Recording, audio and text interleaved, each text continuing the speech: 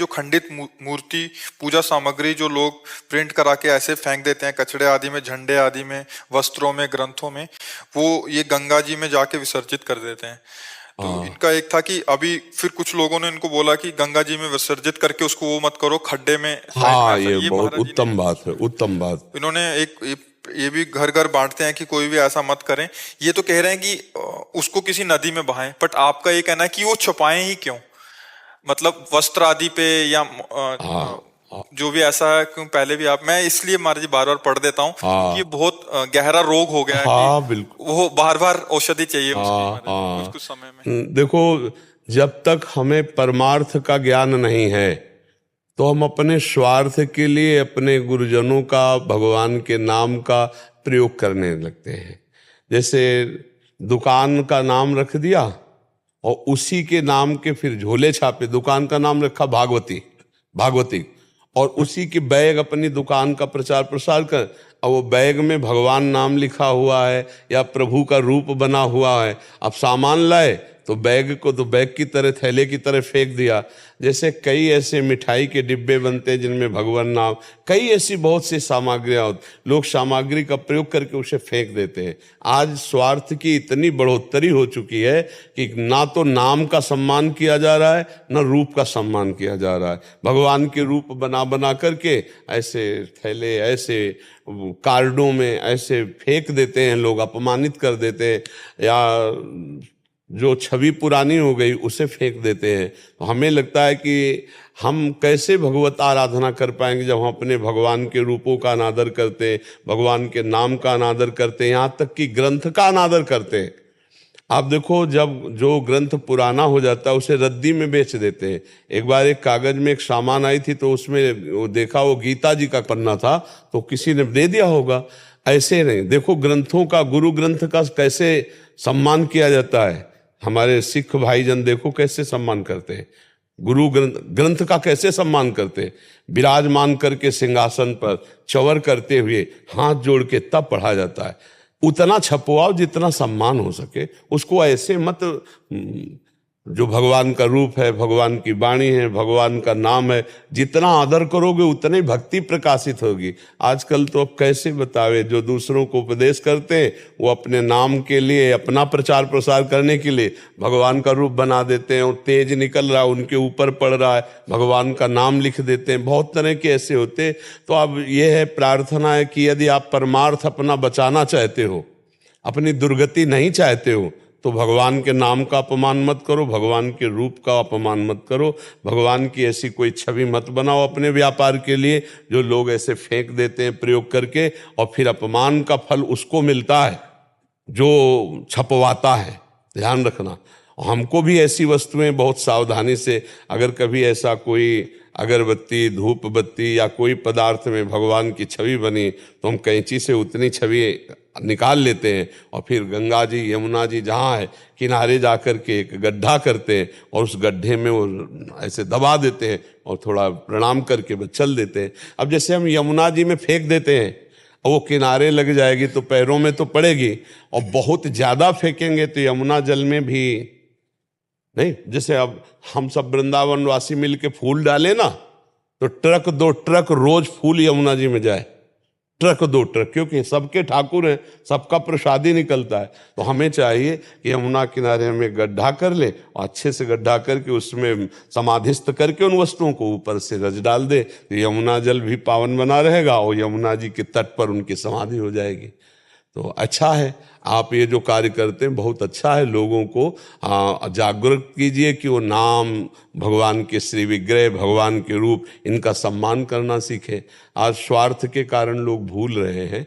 एक आए थे, उन्होंने कहा हम छापते हैं तो हमको भी पाप लगेगा।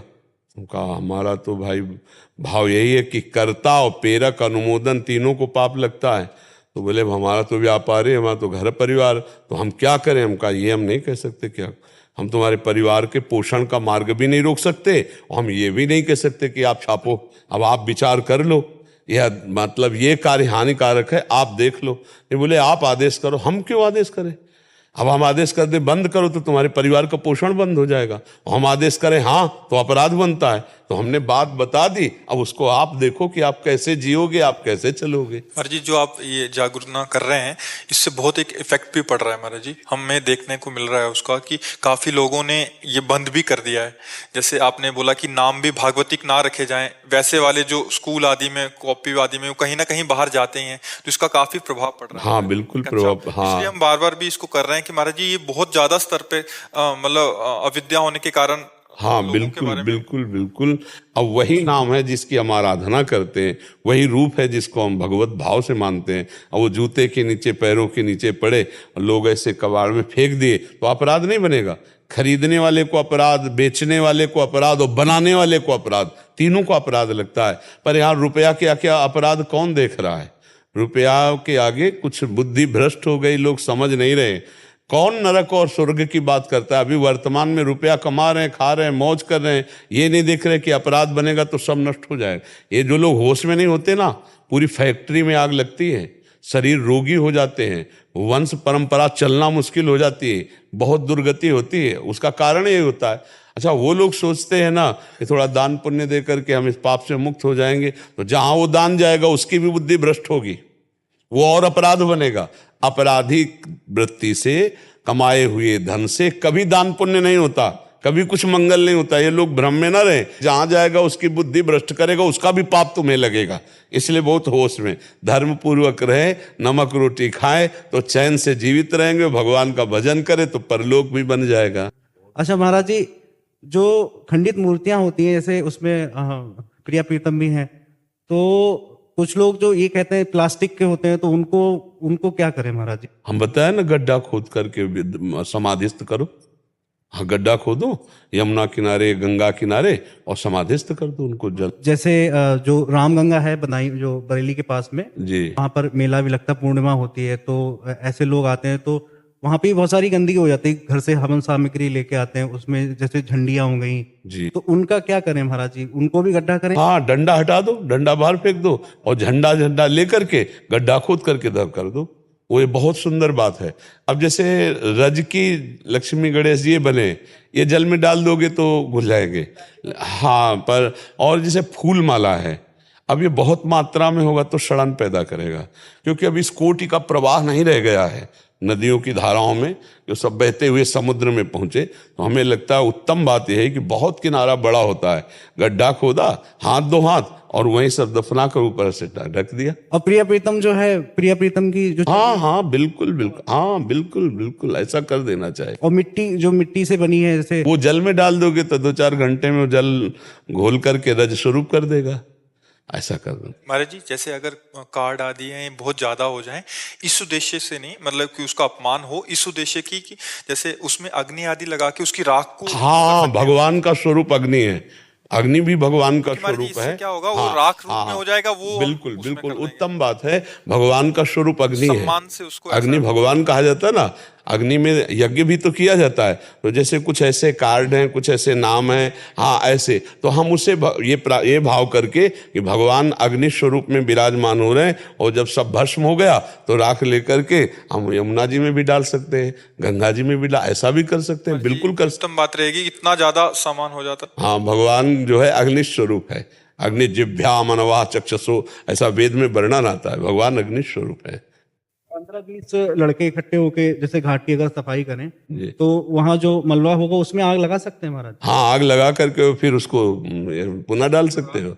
हाँ, पुनः डाल सकते हो। हाँ, फूल है, माला है, चित्र है, ऐसे बहुत सी चीजें हैं, तो उनको जैसे अग्नि स्वरूप करके और उनको फिर कर दो, ऐसा कर सकते हो। बहुत सुंदर है।